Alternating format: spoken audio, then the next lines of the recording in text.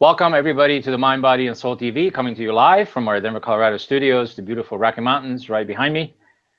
We have a fantastic show for everybody this evening, and of course we are streaming on YouTube Live as well as YouTube Red and at consciousevolutionmedia.com. Come join us for this fantastic conversation with our guest Joe Rondini. He is joining us from Italy, and welcome to the show, Joe.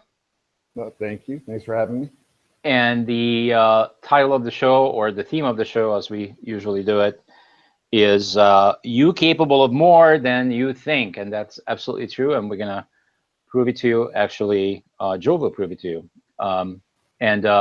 So here we go. Joe, of course, Joe is a blogger about this passionate subject that he has, and that's running. He's also a marathon runner.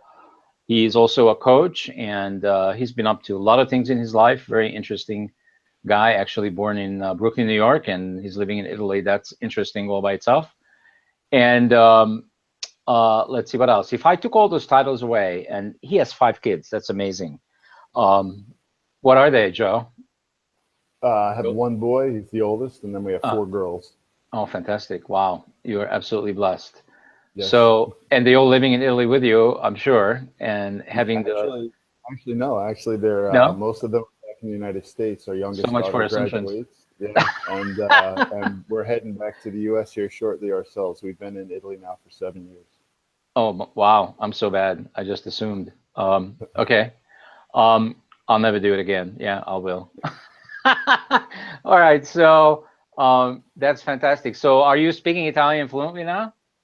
I wouldn't say fluent. I mean, I'm definitely functional, but it's interesting when you learn a language. There's just vocabulary that you miss. Like if you have a flat tire, you don't learn that when you're learning a language. So suddenly you have a whole new lexicon you got to kind of grab onto. But yeah, I'm pretty functional. Oh, awesome, fantastic. All right, so if I took away all these titles that I was speaking of, a blogger, a coach, all those things, a father, a husband, all those things, if I took all this away, what's really left, Joe? Who is really Joe Rondini? Yeah, that's even without the name. Yeah, that's a great question. I mean, I am what I would consider to be a positive person. So, I'm a person that, despite all the negativity you hear kind of out there in the world we live in with the internet and the sound bites, everything seems to be very negative. I'm a person who's been out in the world, and I think it's actually a pretty awesome place. And so I'm a person that feels like you need to help other people first, and then that stuff will kind of come back to you in spades. And so I try to spread that through my blog. I try to spread that when I meet people and talk to them, that if there's something that they want to do, we're here for a very short amount of time. They need to stop making excuses and go out there and do it. Oh, fantastic. Well, so you have to be a positive person to do what you've done. You lost 120 pounds. That's absolutely outrageous. And I want to congratulate you for that huge achievement. I didn't even come close to that, probably half, but it's absolutely fantastic. And so you have already proven to yourself, and I don't think you need to prove it to anybody else. They can see it on your website, how you looked before and how you looked after. And tell us about the motivation that brought you to do what you've done. Yeah, I mean, it's interesting. So, like you were saying before, I am a husband, I am a father, and by most normal metrics and standards, people would consider me to be a pretty successful guy. So, like most guys, I went out there and got a job as a professional and started to work my way through corporate life and was promoted. And in those types of jobs, and I love my job. I work for a large multinational manufacturing company. I'm a director of operations. It's given me opportunities to live in Europe and to do different things. We've become financially independent. And from the outside looking in, you say this guy's got all the trappings of success, but over the years of investing so much time in my career, I kind of neglected the physical part of my life, the health and fitness part of my life. So 5 pounds, 10 pounds, over the years. One day I woke up and I was, 130 pounds overweight, and literally um, went to button a shirt. I was catching a flight about 4 o'clock in the morning to go to France, And they and popped. I went to button the shirt, and you know how you button. I could see skin between the buttons, Ouch. and yeah, and at about 4 o'clock in the morning, I kind of had this epiphany. Like, you've worked really hard. You've got yourself in a position where if you wanted to, you probably could retire at a very early age. You have a beautiful wife, you have beautiful children, and you're going to die. You're physically out of shape, and just like that, I decided to get back in shape. So I grabbed my trainers and threw them in my backpack, and I grabbed a pair of shorts and a t-shirt and threw it in my backpack. And I told my wife at 4 in the morning, I'm getting back into shape. And she kind of just rolled over and said, okay, honey. And, good for you. Good And luck. went back. Yeah, I went back to sleep. And I went off to France. And that night I went out for a little walk and came back home and did some research on something called Couch to 5K. Because, here I am, this 330-pound guy, and I'm going to go for a run. Right. So that didn't work too well. So I kind of did a little research and kind of worked my way from a couch to a 5K type of thing. And like I said, it was an epiphany. For me, it was a bolt of lightning. Something had to change, and I knew I needed to get back into physical shape if I was going to be able to enjoy the fruits of my labor. So, Yeah. So Joe, did you get so that's what I sick? did. Did you get sick before you made this realization, or you actually didn't yet? Yeah, I was borderline high blood pressure, borderline Diabetic. diabetic. Uh-huh. Yeah, everything was kind of borderline. And the doctor basically during my annual kind of physical said, you need to lose weight, and I heard it years, and years and years. Like I said, for me, it was that moment where, I've got, people that are overweight are gonna laugh when they hear this, but you kind of have what you call fat clothes, so you have clothes Uh-huh. that, your big clothes. And when I couldn't button my big clothes, we had just come back from a holiday on the Amalfi Coast, and we enjoyed ourselves, and we were drinking alcohol and eating too much food and all the fun things you do on holiday. That was it, though. That morning, that was the epiphany. So even though I'd heard from the doctor, and my wife loves me to death, but she was concerned for my health. You have to be ready to make the change yourself before you take action. And that was it for me. That was the moment where I said, okay, I'm ready. Something's got to change. And from that moment forward, everything changed. It's a shift. It's a mindset shift, right? Because Absolutely. yeah, I mean, all the doctors talk about it, and they tell their patients, you gotta diet and you gotta exercise. Everybody hears it over and over and over again, but that doesn't do it. You have to be personally responsible, and at some point do what you've done, which is there's a critical point, a critical mass, I call it, when the light bulb finally goes off, and you go, if I continue this pattern, I can predict the future, right? Yeah, I mean, I think you're hitting it on the head, and it's funny what you said about kind of the diet and things like that. Is you're absolutely right. Everybody knows the right answer, right?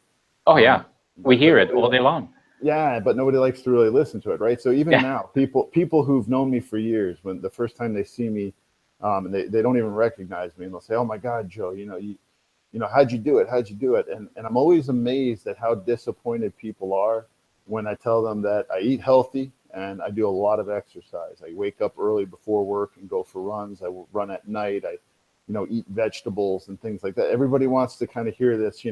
I found this great Ben and Jerry's diet where all you do is eat Jerry Garcia, ice cream all day, and you lose 130 pounds. And the fact Mm. is, the stuff they taught us back in school is what it comes down to. You should be eating vegetables and fruits and Mm. healthy foods, and you should be moving around a lot. In this day and age, we've all become so comfortable, and it's so easy to just kind of sit around.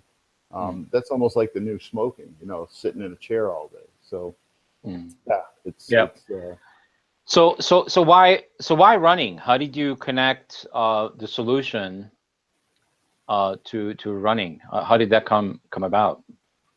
Yeah, it's so I had a friend of mine that the previous year had actually asked me to train for a 10K for charity in Manchester, England. They do this great thing called the Great Run, the Manchester Great Run, and he always told me how amazing it was, and they have all these support because it's all about charities, and I didn't do it, and when I had that epiphany, I said, I know that's coming up again this year. I think I'm going to reach out to Dave and kind of throw that out there on my calendar to hold myself accountable. So, I had, maybe 4 or 5 months to prepare for that. And I called my friend, Dave, and I said, Dave, I want to do it this year. I'm going to get serious about it. I'm going to train. And he goes, all right, fella, you're signed up. So now I had this thing that was kind of out there publicly that was over my head to hold myself accountable. I told people Mm-hmm. I was going to do something. I raised money for a charity. So it was You got kind of yourself on the hook. Yeah. absolutely, I put myself on the hook and held myself accountable, and it worked, Uh, you uh, know. awesome. Did you get lots of support from friends and family and people? My wife, the first kind of couple of weeks, I think she was apprehensive at first, like, is this guy for real? Because you go from being this guy who's drinking and eating and having all these things that you're doing, and suddenly you're eating bananas and you're waking up and you're going for a run. And after about a week or two, she said, "You're getting serious about this, huh?" And I said, "Yeah." And she basically said, "Well, what do you need from me?" And from there it kind of snowballed because my wife was behind it and supportive because she wanted me to get healthy again. My kids were supportive because they saw I was trying to get healthy again. I put that out there on the calendar to do that 10K, so my friends knew. Mm. And once people kind of saw that I was willing to give up a little bit of the old Joe to become, a new Joe, the majority of the people around me were extremely supportive. So, I was blessed that way that I've got a lot of good family, a lot of good friends that saw I was trying to do the right stuff, and they Mm. were happy for me. Oh, so that's fantastic. So this is kind of a tough question, but when I look at people that are overweight and I look at their kids, they're usually overweight too. So what's happening in your family since you got this is an important question actually because you got 5 kids. Yeah, it's a great question. I'd like to answer it kind of before I answer about my own family, which I will. I'm more than willing to talk that stuff. It's your choice. I It's your want to, choice. yeah. I kind of want to talk about, I interview a lot of people for the blog, and I'm Mm. working on a couple of stories right now. And a lot of the people I talk to are in similar situations. And it's funny that you say that because one of the similarities I see between a lot of people who struggle with their physical fitness, their weight, and their health is they usually come from less than ideal family situations, and they've Mm. either used food as a crutch or a comfort, or like in my case, they were just exposed to really bad habits. So there's a lot of obesity in my family, and I grew up as a kind of fat kid who lost some weight in high school and went to the military and then gained it all back and kind of had this lifelong struggle, right? Everybody Mm. calls it like a yo-yo effect type of a thing. Oh, Um, you're actually a nuclear engineer, by the way. I've done over 22,000 shows, and you're the first nuclear enginer I oh, have ever really? spoken to. Yeah. It's I when I was 17 years old, we were grew up in a poor family, and we didn't have a lot of money for education. So I joined the military, and I knew I wanted it to be an experience that I could use later. I qualified for that program, so I went and did that, and actually was on a submarine, nuclear submarine in the Navy. So Wow. yeah, it was interesting stuff. But kind of going back to what you were bringing up about your family and Family. things like Mm. that. My wife's always been a thinner lady, and she's always been healthy. And luckily, the kids, all 5 of them, are actually thin and in good shape. So I was, and I actually wrote a post about this called, is being fit, it makes you a better person, right? um, because I was being a bad example for my children. They saw this guy who was being unhealthy and who was unfit and all those things, and it didn't go with the rest of my life. I think that they knew that I was a successful businessman. I was successful financially.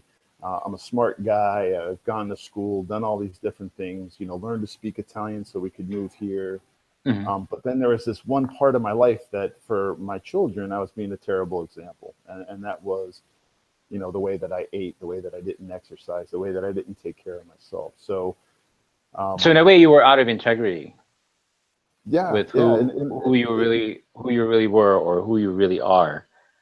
That's really Yeah, interesting because my story is the same. Is that I've been doing all these shows about consciousness, and I was 246 pounds, and it didn't occur to me for a long time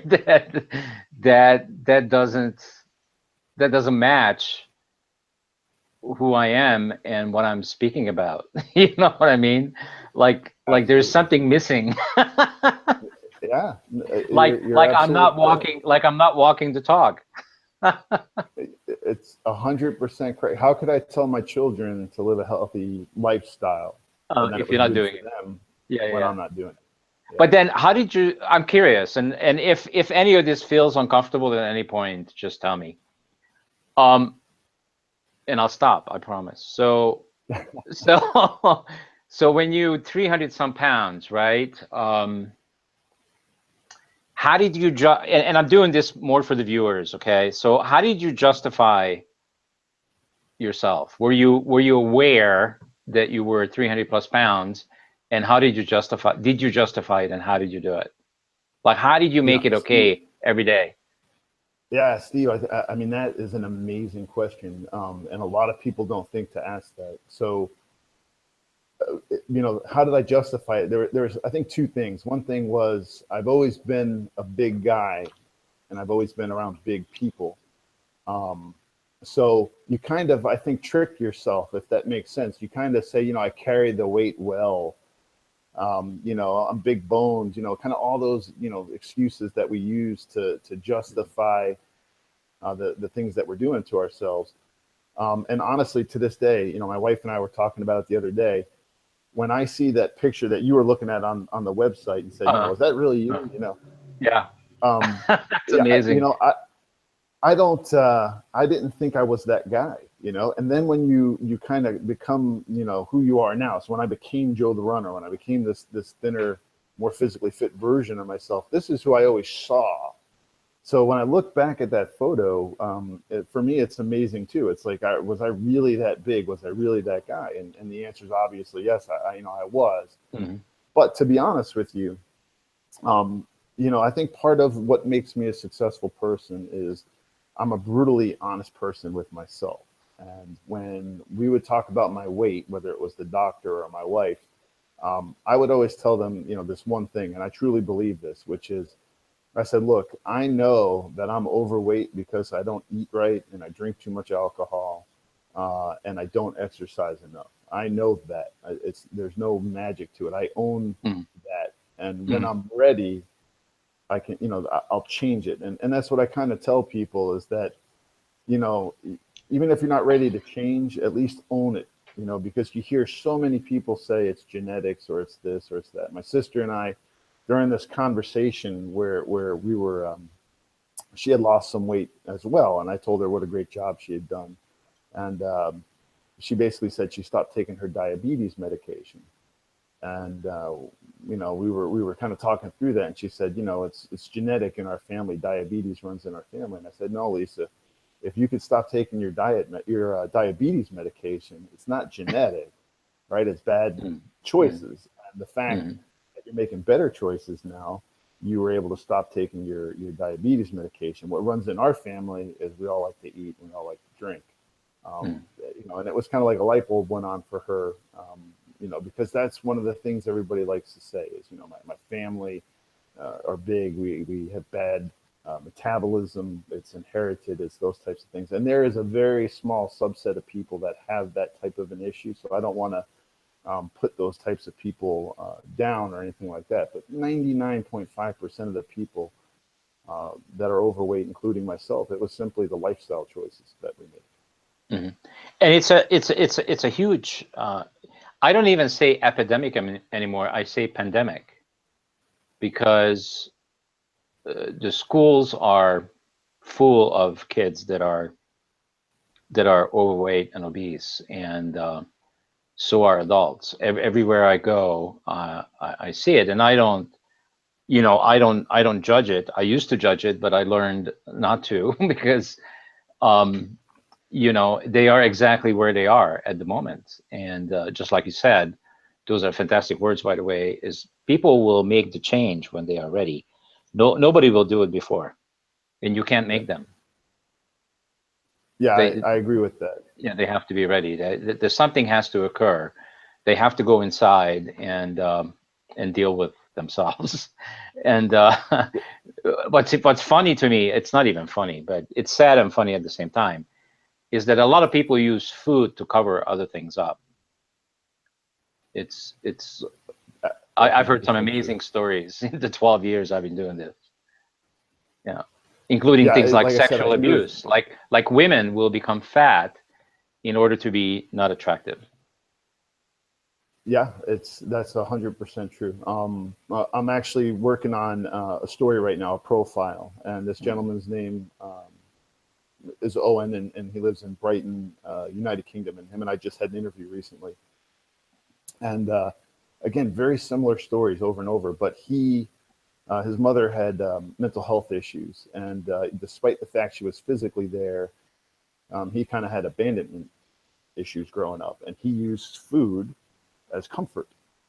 Mm. And so again, it goes back to that psychological aspect of it, and similar story. He went to the military and got healthy and lost weight, but then he got injured and was kind of kicked out of the military for a medical discharge, and he felt abandoned again. And what you know, he kind of went back to food and he put the weight back on, and now he's lost. Basically, this guy was 360 pounds, and he's Mm. back down to 160 pounds. He lost half of himself. Wow. But he also battled through addiction of opiates and things like this. So, Mm. so I mean, what you're saying is 100% correct. You've got to do the work on yourself psychologically and prepare yourself. And I tell this with people I work with. At the end of the day, I can tell you, hey, this is what you eat for breakfast. This is what you eat for lunch. This is what you eat for dinner. Here's what you do Mm. for snacks. This is how much physical activity you need to do. You'll lose weight. If you are not psychologically ready to do that consistently day in and day out, it doesn't matter. You're going to Mm. find ways to fall off the bandwagon. And I think that's the important part that a lot of people, when I talk with them, it's almost cathartic, as they kind of go through their stories and talk. And I think, that's one of the things when you're trying to help people, when you're trying to coach people, is you've got to let them work through their stories and work through that process before they're kind of ready to make the physical changes. Does that make sense? Oh yeah, absolutely. It's I mean, what I'm hearing in between the words that you're saying is that it's an inside job. It's not an outside job, and everybody's looking for the solutions outside of themselves. I mean, that's why people try this diet, that diet, go to this doctor, go to that doctor. The solution is not out there. It's within everybody, and you've got to go inside. Yeah, and I think that's when people engage coaches. I think a lot of times they go into that relationship thinking the coach is just going to tell them what The to coach do, can't and do it. The right. coach can't do it for you. And that's, as a good coach, Mm, that's exactly the first message you've got to tell people mm, when they come to you is that, look, I'm here to help you. I'm here to guide you. But at the end of the day, the only person who can do the work is you. yeah, And it's kind of like in education, right? I mean, you go to school, the professor can give you the instruments you need to learn, but at the end of the day, you've got to sit down and do the work to learn. mm, And it's the same thing here. As a coach, you've got to get people to understand that you can give them knowledge and support, but they're ultimately the engine that's going to drive this thing. yeah. Right on. So, tell us a little bit about the different marathons that you ran, and what is that like, especially the mental toughness that I know you have to have, because the biggest marathon can't even call it a marathon. It's the Boulder 6 miles. Yeah, Okay. and you're probably gonna laugh at me. But That's how. yeah, when you're doing things like 100 miles, well, tell us about how do you prepare yourself mentally to be able to do that? That's just it's sometimes it's behind my comprehension what that takes.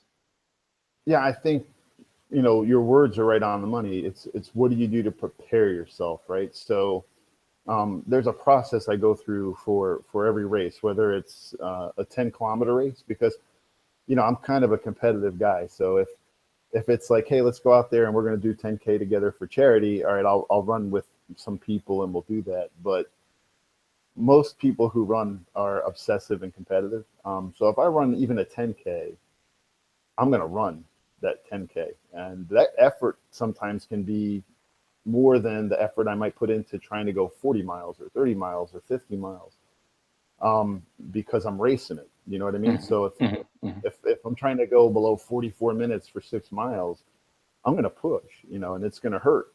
That's one thing, people always ask is does it hurt? And my answer is, when you're running for fitness, you can do it in a way that doesn't necessarily hurt. You're going to have to put some work in, to get there, but you can get there.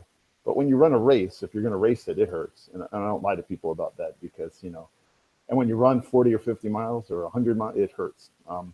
So the preparation is, basically I go through a process, and you sit there and you talk about, all right, how many miles am I trying to run and what date? And you kind of work yourself backwards, and you build these schedules and you go out and you train, right? So, they call it time on your feet, right? But as an example, this week I've already done, 3 days in a row where I've run a little over 9 miles and 1,000 feet of vertical climbing because I'm preparing for a 40-mile trail race. And by going through that process of writing down what you're going to do, and doing it, and you go out whether it's raining or snowing or sleeting or dark, if you got to get up before work, you go do these things. And what you do is you kind of build a catalog in your mind of, hey, I've gone through this in training, right? When you show up for the race day, that's just the test for all the work that you've done. So that's number one, is you want to make sure you put a good training plan in place, you follow it, and you build that confidence in the fact that you've done the work, you've put in the miles, and you kind of put that up here that you're prepared. But at those longer distances, quite honestly, anything can happen. And on race day, when you're trying to do these things, you've got to be flexible and you've got to be prepared to overcome adversity. And the pain will come. If you're running a marathon and you're racing it, usually it's around mile 20, 21. You hear people talk about hitting the wall or bonking. And what I tell people is, and you're probably going to enjoy this. This kind of sounds like what you talk about quite a bit. Is mindfulness, right? So, Hmm. pain is temporary. You know, so if you get to a point where you're hurting, what I like to do is I try to be very mindful. I don't worry about the first 20 miles, and I don't worry about the next 5 miles. I worry about the next step, and I try to focus on the pain and determine if it's an injury or if it's just pain. And if it's just pain, you kind of own it and realize that it's probably going to go away in a couple of minutes if you can keep pushing. And you just put one foot in front of the other. So I think it's important to when you talk about mental toughness to be able to have that mindfulness. So you put yourself in those situations during training and you practice. It's almost like meditative, Hmm. if that makes sense. Yeah, absolutely. Yeah, yeah, I can see an entire marathon to be a meditation that you just being with yourself and you allow for and witness everything that your body is going through. Is that accurate? Yeah, that's again, that's one of the biggest coping mechanisms when I'm hurting. Mm. And then obviously there's other things that I do too. If so, I've got a brother-in-law, and I wrote about this on the blog as well. So my brother-in-law broke his neck in a terrible motorcycle accident. And I think Ouch. about people like that. He's able to walk. He's a miracle, because his type of injury, usually 99% of the people never walk again. Most of them pass away. So he's really a miracle. But he's in pain almost every day. And I kind of think about people like that. If Chris can wake up every day and live his life and know that, you know, his pain's not going to go away, Mm. I can keep taking steps. And whether it's 2 hours or an hour or 4 hours later, I know my pain's going to stop. So, you know, there are different things you go through in your mind. But yeah, that mindfulness and meditative type of stuff, it's important. And there's a lot of stuff out there to read that I do read, you know, books around how to use meditation and mindfulness in dealing with different pain and also with running. There's books specific to running and meditation and things like that. So Mm. so I use 2 or 3 different types of things to try to cope with. But sometimes, just like life, at the end of the day, it's you just got to put one foot in front of the other. You Mm. just got to keep going. You know, if you're Yeah. not injured, keep going. Yeah, that's fantastic. So what I'm very curious about, and this is, I think, true. It doesn't matter what anybody will do, anything similar to to what you do, not necessarily running, but anything. So how many years have you put into this so far? It's been 3 years now. I'm a baby runner, believe it or Mm. not. Yeah, yeah, I believe it. Because what they say is that if you put 10,000 hours or 10 years into something, you develop a mastery of it. Yeah. And so I remember the first time I went live on a radio show. It was actually here in Denver on 630 KHW. And I was absolutely terrified. And what I wanted to do is run for the door and disappear. And because the fear that I was feeling. And the reason I want to talk about this, because it doesn't matter what we do, it's the same thing. Um, and so what stops people, and this is through my own experience, what stops people is the fear. And if they don't get over the fear, they'll never do it. So when I was in that studio and I was gonna come on live on a radio station, I had 2 minutes, 2 hard minutes to think if I'm gonna stay or I'm gonna leave. And I knew if I was gonna leave, I'll probably never do it again. So I decided, doesn't matter what happens, I don't care, I'm staying. And I'm gonna have the experience beyond the fear. So did you go through that yourself at the beginning or not really?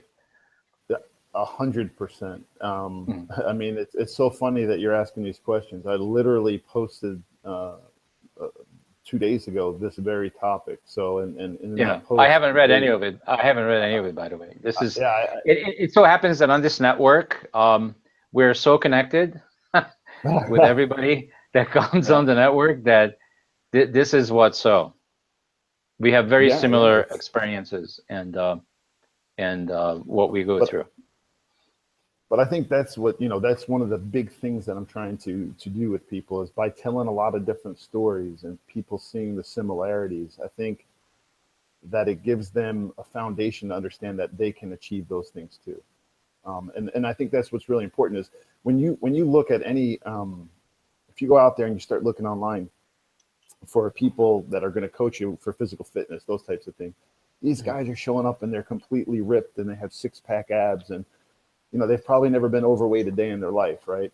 Mhm. And what I'm trying to do is give people a voice and allow people to see that people just like themselves are capable of doing these things. Because I think that connection that you're talking about, those similarities, is Mhm. what helps people go through that process psychologically first and prepares them for the changes. But going back to your original question about fear, um, one of the things I love, and I forget the gentleman who said it, I put it down on the blog, but is there's this saying that everything you ever wanted is on the other side of fear, right? Mhm. And it's all about your leaving your comfort zone. So I was 330 pounds and I'm gonna run and I'm gonna lose weight, and I'm telling you right now that first run was not a very pretty sight, right? So Mhm. I went out there and I read that couch to 5K. So it was kind of like run for 30 seconds if you could, jog for 30 seconds and then walk for a couple of minutes. And I'm telling you, after 30 seconds, I was huffing, I was puffing, I was Mhm. sweating. There Yeah. was stuff oozing out of every orifice in my face. It was it was ugly. But I knew that those were things I was going to have to go through to get where I wanted to go. I had that vision of, I knew I could be a better version of myself again if I could get over that fear and keep pushing. And the community, the running community, which, I think a lot of people don't realize this. I think part of that fear, again, we talk about mindfulness, right? And part of mindfulness is living in the moment. And our minds are constantly telling us about things that could happen that 90% of the times will never happen. So you Mm. let your mind run wild. Someone's going to see me running down the street and they're going to harass me or call me a big fat guy or whatever. Mm. But the fact of the matter is, the running community is really a great supportive community, and I've never had another runner say a negative thing to me. It's always been smiles, pats on the back, and, go for it, keep going. And I think that's because a lot of the people you pass that you think have run their whole life and got their act together probably have gone through a very similar process to you. They've been there. They Mm. started one day probably out of shape and overweight, and they've done what you're doing, and they know how difficult it can be, and they're glad to see other people out there doing it. So it's tough, and again, it's something that only that person can decide. But you've got to learn to deal with that fear and kind of push through it. And when you do, on the other side of that fear is everything you wanted. If you want to lose Mm. 50 pounds, it's on the other side of that fear. So you've got to Yeah. be able to cross it. Yeah, it's fantastic. So I love the theme of the show, which is actually the title of your blog. You're capable of more than you think. And the reason I love it is because what it communicates is, well, it communicates two things. The first thing it communicates for me is that most people are living in a reality that they have created for themselves, that they're living in a limited reality. And we are actually, as I come to find out through all the work that I've done on myself, is that we are unlimited beings. I So, again agree, 100%.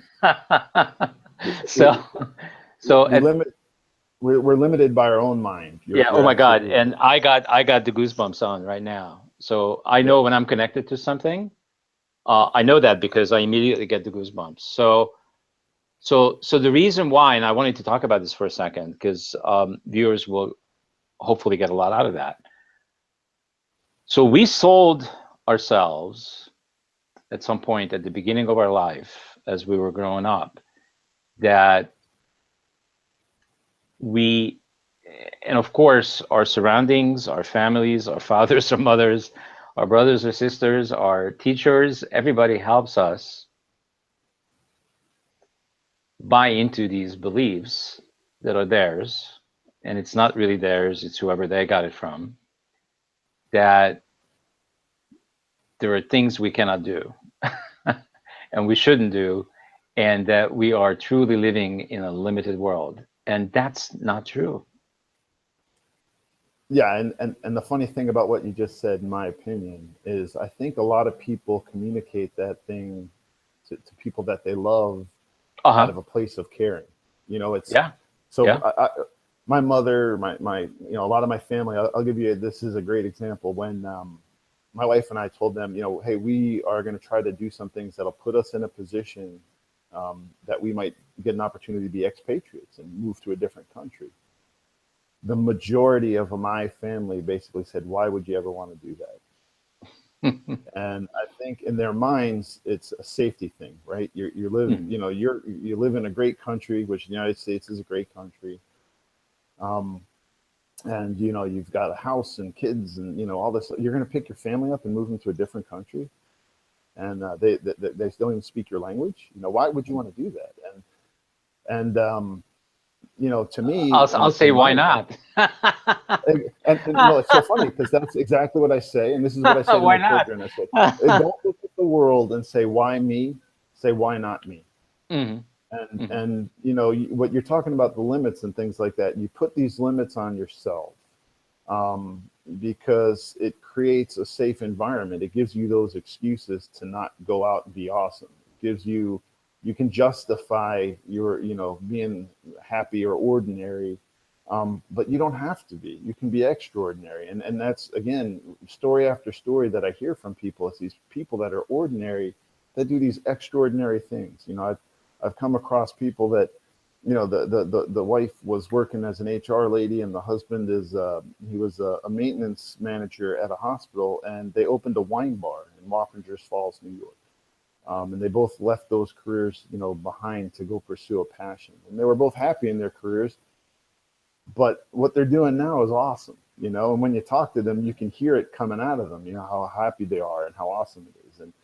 And this guy Jose Rodriguez that I met, and these interviews with these guys, and he went through a divorce, and he was overweight, and he was doing the corporate thing, and the guy, lost 110 pounds or 120 pounds, and he went on to become an MMA champion. So I mean, you put those limits on, but I'll tell you, once you break through it, once you kind of go across that fear and you see the result of your hard work, then you realize there are no limits. And once you get to that point, watch out. Then people start living these lives where they're fulfilled, and anything is possible. And I believe that 100%, that anything is possible if you're willing to work for it. If you're willing to pay the price, you can do anything. So have you, because the thing that I'm experimenting with right now, and of course I am in the process of this. It's not like I, have it all done, but the process I'm working through right now is those beliefs that we were talking about. I am letting them disappear. Like, I'm admitting to myself that those beliefs that I learned and I bought hook, line, and sinker, they're not mine, and they no longer serve me, and I'm getting rid of them. Yeah. And I think you know this about me, that I, because you're next to my country, very close, Yeah. where I was born, um, that I came here to America because I wanted to experience freedom, because I was living in a communist regime. And but those were the ideas I had back then. But today I learned that for me, the true freedom is really not in just coming to America and living here. The true freedom comes from removing all the limited beliefs so that I can now be truly free. Because it's a mindset problem. It's doesn't have that much to do with the location where I'm living. Do you get me? Yeah. And I'm saying America is fantastic. I'm not saying anything negative about America. It's a fantastic place to be and to live. But you can live here, like millions of people live here, Americans, and they're not free because their mind isn't free. Yeah, I understand what you're saying, and I'll kind of flip it on its head. When we came here to Italy, Italy is very socialist. It's a very Mm-hmm. socialist country compared to the United States. Um, but there's entrepreneurs in Italy, and you know what I've seen I've been to Italy, I've been to Poland, I've been to Germany, any country I've been to, what I've seen is the people who are movers and shakers, the people who want to accomplish something, they accomplish it despite the system, despite the things Mm-hmm. that are in their way. So to me, that goes back to what you're saying. It goes back to mindset. And if you can wake up every day and realize that you can go out and do the things you want to do if you're willing to pay the price, it just opens up the whole world to you. And there are obvious situations where that's not going to matter. But the majority of the world, that we live in to this day, the majority of the people in the world have those opportunities. In fact, there's probably people in places as difficult as Venezuela, things like that, who are somehow finding success. So Mm. It is. It's your mind, and in a country like the United States, where I'm from and where I'm going back to, and where you are now, there's no systemic excuse for you not going after your dreams. It's all, the mental limits you put on yourself, because Mm. those are countries where the opportunities are there if you want them. Yeah, absolutely. Right on. So, um, so I'm curious about um, the purpose of your work. Obviously, you make a good living and you support your family and yourself. That's not the issue. But what I'm also reading in between the lines is that you're giving back to the community. So talk about that a little bit. What's the purpose of the blog? What do you see for your future? What are you creating here, and how can all the viewers that are going to be viewing the show support you in that process? Yeah, the so my long-term vision for the blog, is I want it to be a platform to not just help people to accomplish their goals, but also to help, you know in the long run, fund charitable type of events and contributions. So when I do my runs right now, maybe once or twice a year, I'll pick a particular run and I'll do some fundraising for different charities. One year it was spinal cord injuries. One year it was wounded veterans, things like that. And my outreach is my little network of friends and family, things like that. And I've been successful with some fundraising. In the last 3 years, I've probably raised about $5,000 or $6,000 for various charities. What I'd like to do is create a platform that's free. So when people go on my website, they'll notice that there's no asking for money. I'm not looking for people to pay me for services. I work with certain people pretty regularly as a coach, and again, I don't really charge for that. Um, I answer questions right away. I'm very responsive. And the theory behind it is, if you help people and you kind of put that stuff out there first, and let people understand that you're there to help them, longer term, I think that platform can become a place where ultimately, if I say, look, I'm running this 40-mile race in October, and I'd like to raise $10,000 for diabetes research, that I'll have a larger network to kind of reach back into to fund those types of things. And in the world we live in today, the great thing is, you can set up pages like GoFundMe, things like that, Hmm. where the money doesn't even have to come into my hands. It'll go directly to the charity, so people know it's all on the up and up and legit. But yeah, I'm that kind of a person. I can't honestly tell you why.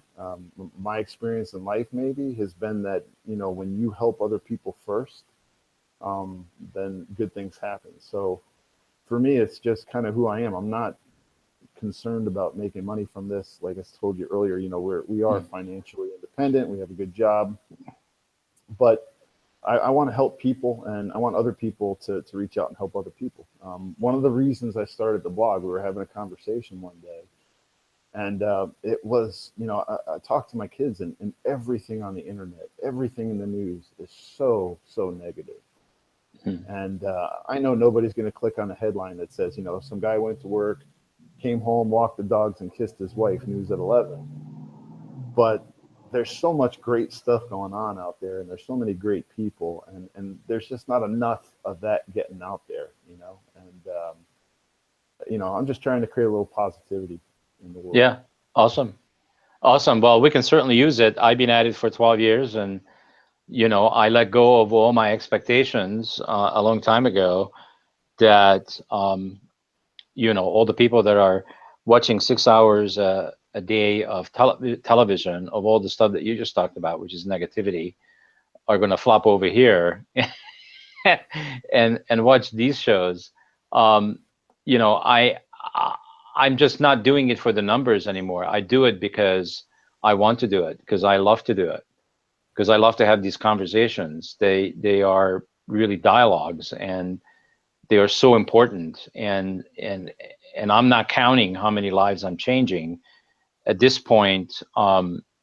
My purpose of this whole thing is like yours, is to give back to the community on as large of a scale as possible, and have an alternative, because I'm not joining. I quit all the television stuff. I actually disconnected disconnected my cable. I'm not interested in that stuff. It just doesn't serve me. I know it doesn't serve me because it's all the stuff that you talked about, which is all the negativity. I don't need to listen to it. I don't need to hear it. I know it's out there, but it doesn't. I don't want it in my world. Yeah, Isn't it? it's funny because some people, when they hear how not unplugged, I mean, obviously I have the internet, and I do work on the internet, but I don't have cable TV anymore. You know, when people kind of hear these things in this day and age, they kind of say, well, you're just sticking your head in the sand, you know? And I say, no, I'm not sticking my head in the sand. I understand there's a war in Syria, and I understand there's, North Korea, and, I understand there's problems, and I understand we have Yeah. our own problems in the U.S. with the current administration, things like that. They're out there, and I hear them.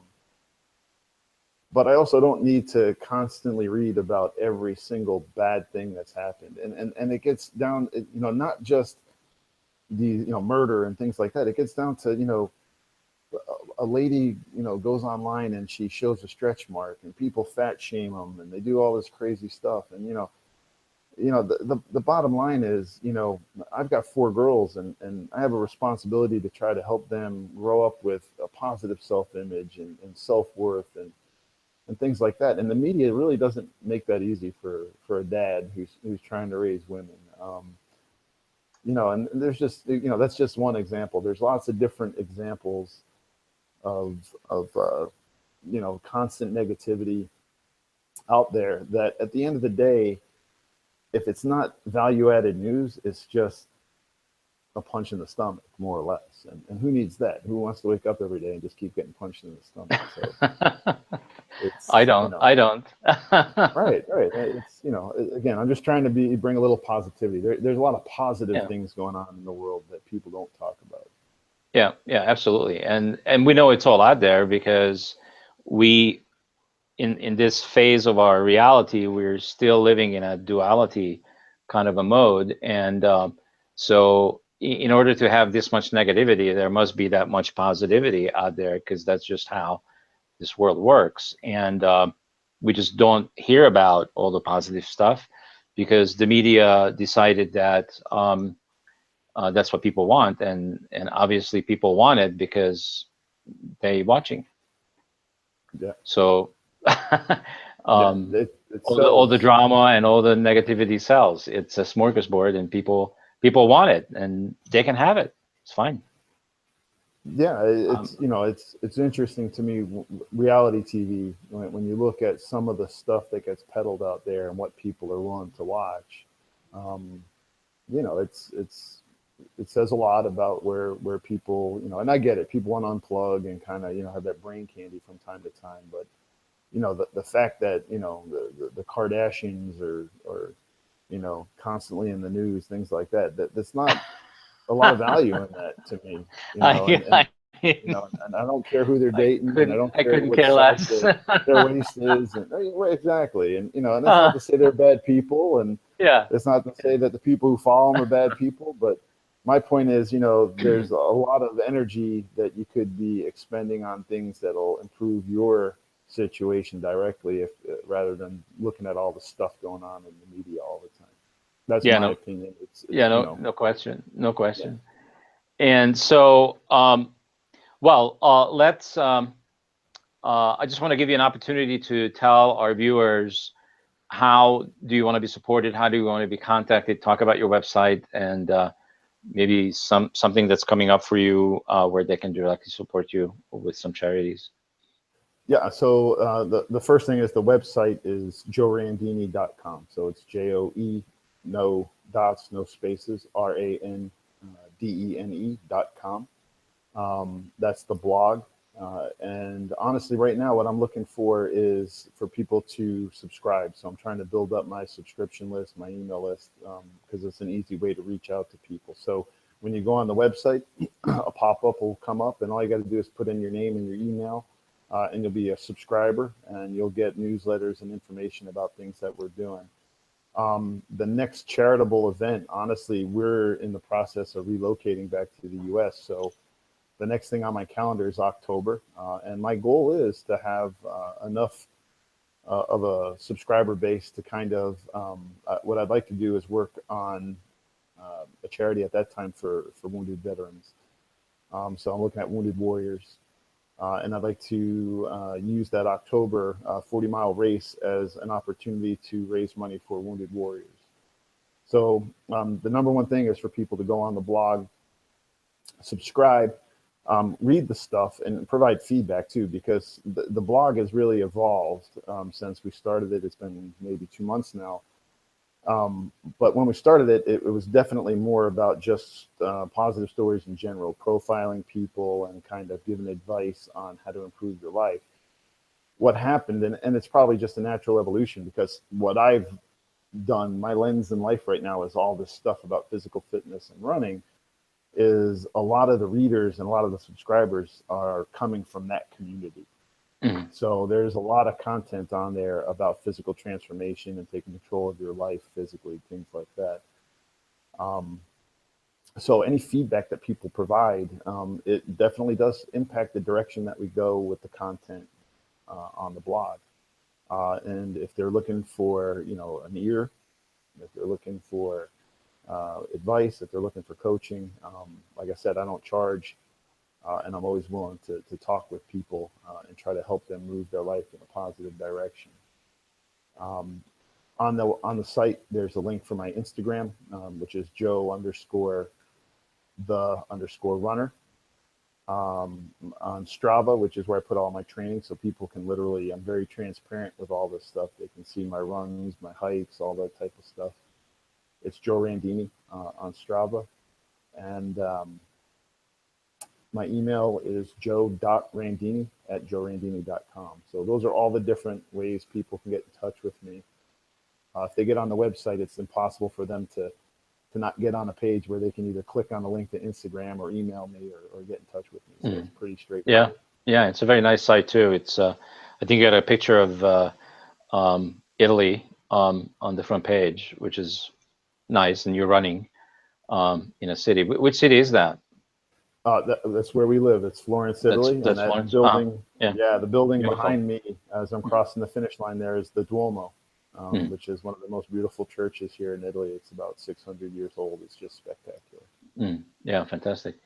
So I the last thing I wanted to talk about is um, obviously people are going to go through, like, you're going to have the beginners and the intermediaries, or people that are just in the middle of it, and then the experts that become experts at running. Um, just in your experience, and I know you've been doing it for 3 years, how long does it take to move between these phases? Like, for how long are you a beginner, and then what do you have to go through to get to, like, now I'm really in the middle of it, I'm an intermediate, and then what does it take to go from there to become like an expert runner?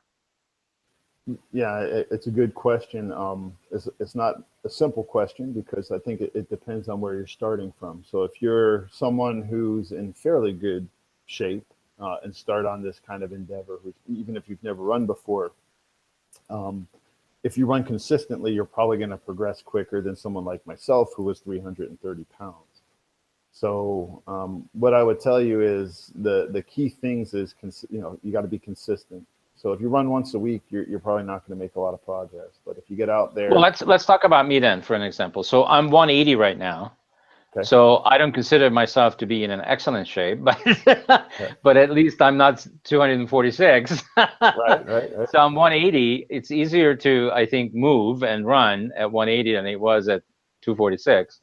So absolutely. take me as an example. So at a 180, what does it take in terms of a weekly uh, effort?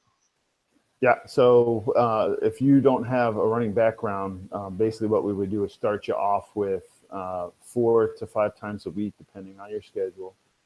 And literally, we would start you with kind of a couch to 5K program. So you'd go out there and you'd jog for 30 or 40 seconds, and then you'd walk for 3 or 4 minutes.